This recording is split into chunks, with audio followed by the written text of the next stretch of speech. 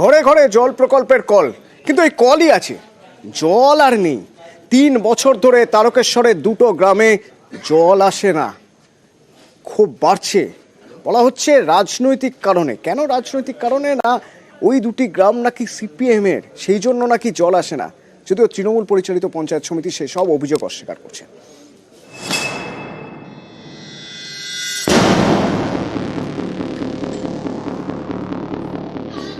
2022 সালে সজলধারা প্রকল্পের লাইন, বাড়িতে বাড়িতে কল, কিন্তু তাতে জল পড়ে না।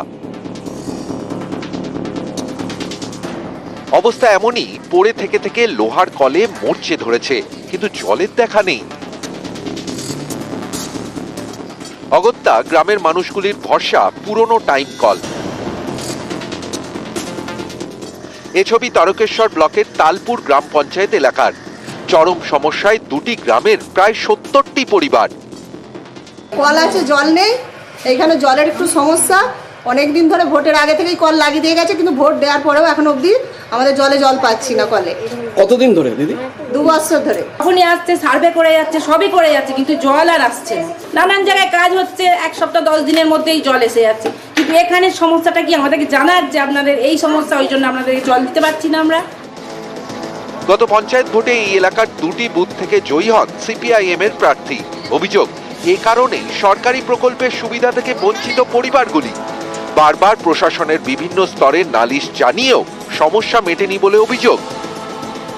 যেহেতু আমরা সরকারের ক্ষমতায় আছে তৃণমূল সরকার, তাকে হারিয়ে যেহেতু সিপিএম ক্ষমতায় আসছে, এটা তো একটা বড় কারণ হতেই পারে যে তার জন্য। তাছাড়া তো শুধু 105 নয়, চারিদিকেই এরকম জলের লাইন বেছানো হয়েছে, এখন কোথাওই জল পৌঁছায় না।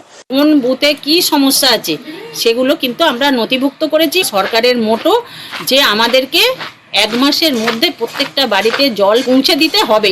যে মানুষগুলো অভিযোগ করেছে যে সেই বাড়ির মহিলারা লক্ষ্মীর ভাণ্ডার পাচ্ছে কিনা, পঞ্চায়েত সমিতিতে আছে যারা, তারা কিন্তু কোনো মানুষকে বেছে বেছে পরিষেবা দেয়নি। তারকেশ্বর থেকে রানা কর্মকার, নিউজ 18 বাংলা।